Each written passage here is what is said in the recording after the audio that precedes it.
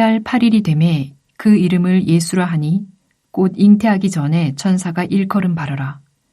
모세의 법대로 정결 예식의 날이 차매 아기를 데리고 예루살렘에 올라가니 이는 주의 율법에 쓴 바 첫 해에 처음 난 남자마다 주의 거룩한 자라 하리라 한 대로 아기를 죽게 드리고 또 주의 율법에 말씀하신 대로 산비둘기 한 쌍이나 혹은 어린 집비둘기 둘로 제사하려 함이더라.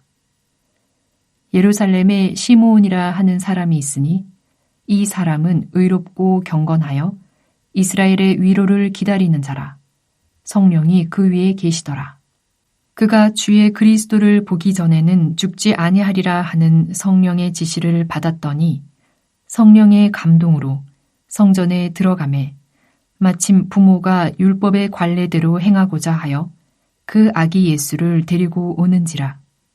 시므온이 아기를 안고 하나님을 찬송하여 이르되 주제여 이제는 말씀하신 대로 종을 평안히 놓아주시는도다.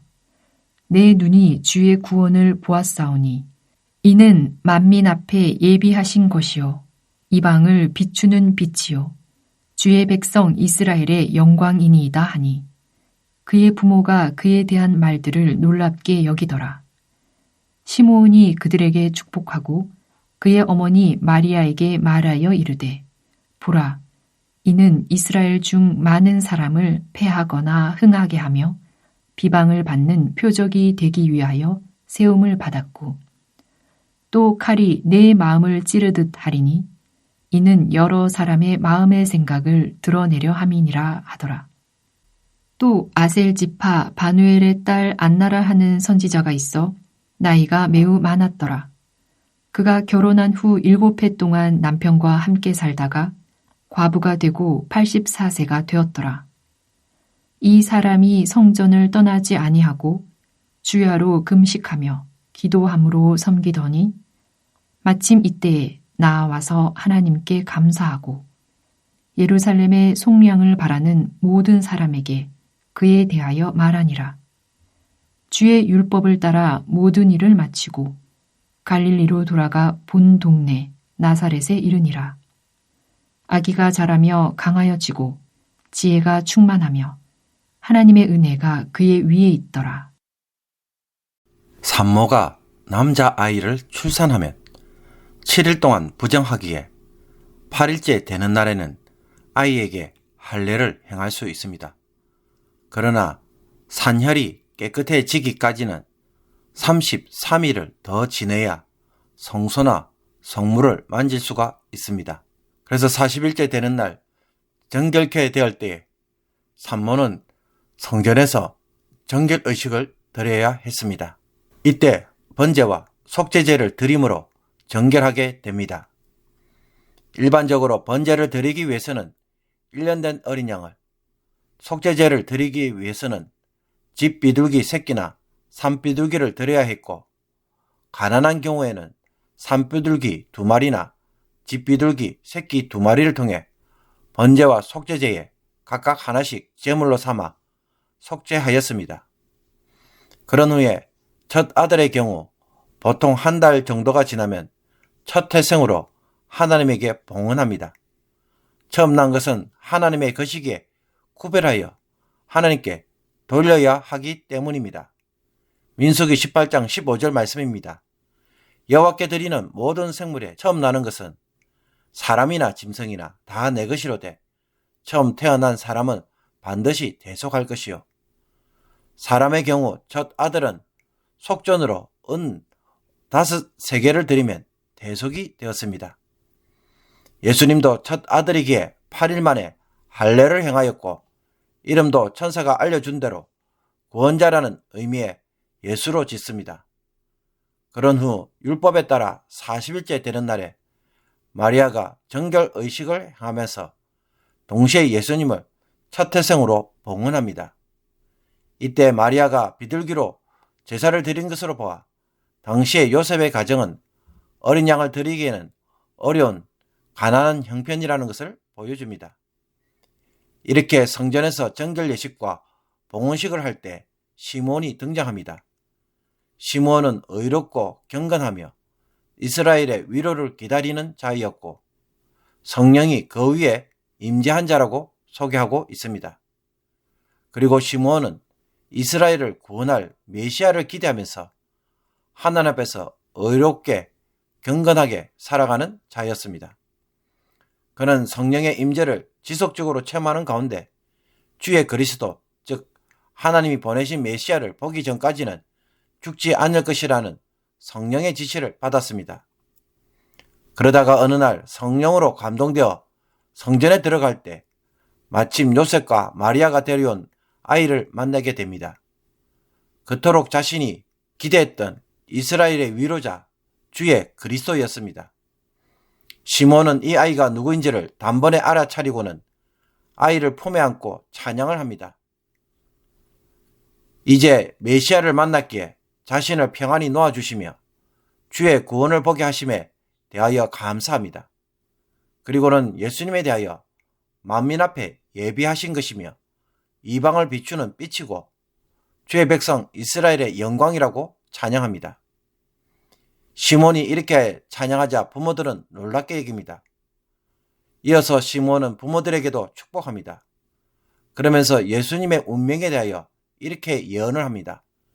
이스라엘은 예수님을 강하게 저항할 것이며 예수님은 그들의 비방을 받는 표적, 즉 고난받는 메시아가 될 것이기에 이것이 마리아에게는 큰 고통이 될 것이라고 말합니다. 또 일찍부터 과부가 되어 84세가 되도록 늘 성전에 있으면서 주야로 금식하고 기도하던 안나라고 하던 선지자도 아기 예수를 보고는 하나님께 감사를 한 후 돌아가서 예루살렘에 속량을 바라는 모든 사람들에게 예수님을 전하였습니다. 이렇게 주의 율법대로 모든 일을 마친 요셉과 마리아, 아기 예수는 갈릴리로 돌아가서 나사렛에서 살아갑니다.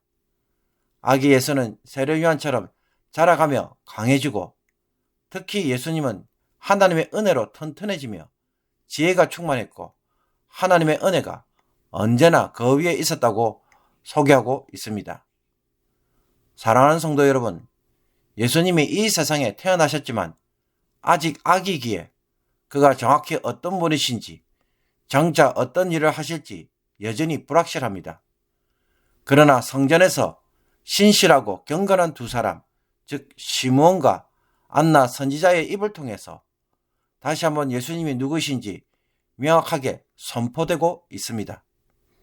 시므온은 이스라엘의 위로를 기다리는 자였는데 그 위로는 메시아를 통해 주어지는 구원과 해방이었습니다.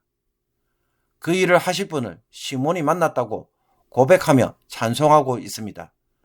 그분은 누구이십니까? 아기 예수님이었습니다. 안나 선지자 역시 무엇을 선포하고 있습니까? 예수님을 만나고는 이스라엘의 속량을 바라는 자들에게 아기 예수님을 전하였다고 말합니다. 즉 예수님은 이스라엘의 구속을 성취하시는 분이시라는 것입니다. 시몬과 안나는 성전에서 예수님을 보는 순간 그들은 예수님이 누구이시며 장차 어떤 일을 하실지를 깨달았습니다. 사람들의 눈에 보기에는 그저 한 평범한 아기에 불과했지만 그들의 눈에는 전혀 다르게 보였습니다. 그 이유는 이 두 사람이 의로움과 경건 가운데 살았고 성전에서 금식하며 기도하던 사람이었기에 성령의 감동을 통해 예수님이 어떤 분이신지 그 정체를 알 수 있었던 것입니다. 그러므로 평소에 하나님의 말씀과 예언을 통해 하나님의 일을 사모하고 하나님이 메시아를 통해 일하실 것을 기대하며 살았기에 이와 같은 성령의 은혜를 누리고 쉽게 눈치챌 수 있었던 것입니다. 하나님이 말씀하시는 하나님 나라가 무엇인지, 하나님이 예수님을 통해 이 세상에서 어떤 일을 하기를 원하시는지 아무런 관심이 없는 자들이라고 한다면 과연 그들은 메시아 대신 예수님을 만날 수 있었을까요? 아이들이 장난감 악기를 가지고 놉니다. 그러나 피아노를 잘 치시거나 음악적 재능이 있는 사람은 아이의 사소한 행동과 노래, 몸짓만 봐도 무엇을 볼 수가 있습니까? 그의 숨겨진 음악적 재능을 쉽게 눈치챕니다. 시몬과 안나도 바로 여기에 해당될 것입니다. 하나님의 일을 간절히 사모하고 하나님의 역사를 기대하며 살아가는 자들은 삶의 현장에서 하나님이 일하시는 것이 눈에 보인다는 것입니다. 로마 황제의 칙령 속에서 하나님의 예언이 성취되었던 것처럼 하나님에게 깊은 관심을 가지고 살아가는 자들에게는 하나님이 일하시는 것이 느껴지기 시작하는 것입니다. 우리가 매일 말씀을 읽고 묵상하며 기도하는 것을 보면 다른 사람들과 비교할 때 당장에 눈에 띄는 차이점이 없습니다. 그럼에도 불구하고 차이가 있습니다. 매일 말씀과 기도로 가까이 하는 사람들은 다른 사람들보다 하나님에게 더 민감하고 죄에 대하여 더 민감하며 성령의 인도와 음성을 훨씬 더 잘 듣는다는 것입니다. 특히 성령께서 죄에 대하여 책망할 때 그들은 어떻게 반응합니까? 말씀과 기도에 신경 쓰지 않고 그냥 사는 성도들은 죄에 대하여 지적할 때에 죄를 죄로 잘 못 느낍니다. 또 죄를 깨달아도 심각성을 알지 못하고 회개도 제대로 못합니다. 마음이 무뎌져서 죄의 심각성을 제대로 못 느끼기 때문입니다. 마음이 강팍해지면 하나님에 대하여 강팍해지는 이유가 바로 여기에 있습니다. 그러나 평소에 말씀과 기도로 날이 잘 갈려져 있는 사람들은 어떻습니까? 작은 죄를 지적받아도 크게 아파하고 죄가 있으면 마음에 쌓아두지를 못합니다. 죄를 지으면 속히 주님께로 돌아가므로 하나님의 치유와 회복의 은혜를 누립니다. 그러므로 오늘 이 말씀을 묵상하면서 하나님의 약속과 말씀을 늘 품고 살아가므로 영적인 민감함, 죄에 대한 민감함, 하나님의 음성에 대한 민감함을 매일 조금씩 누리고 날카로워져서 시몬과 안나처럼 성령의 지시와 음성을 들으며 하나님의 역사에 참여하는 그와 같은 자가 되기를 주님의 이름으로 축복합니다. 기도드리겠습니다.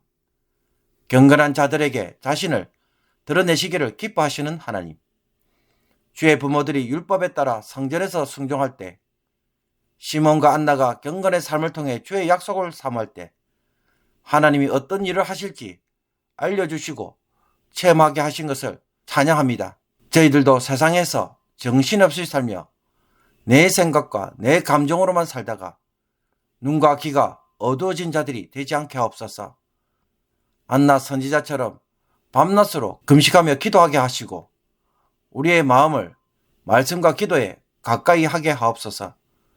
마음이 황폐한 밭이 아니라 하나님에게 민감한 마음이 되게 하여 주옵소서. 하나님이 일하실 때에 그 일에 동참하는 자들이 되게 하여 주심으로 오늘 하나님의 위로를 경험하고 하나님의 뜻을 이루는 하나님의 사람들이 되게 하옵소서. 오늘도 수많은 복잡한 일을 만날지라도 그 가운데서 고요히 기도함으로 하나님을 바라보고 사모하게 하여 주시며 하나님의 일에 이제는 눈치가 빠른 성도들이 되게 하여 주옵소서. 예수 그리스도의 이름으로 기도하옵나이다. 아멘.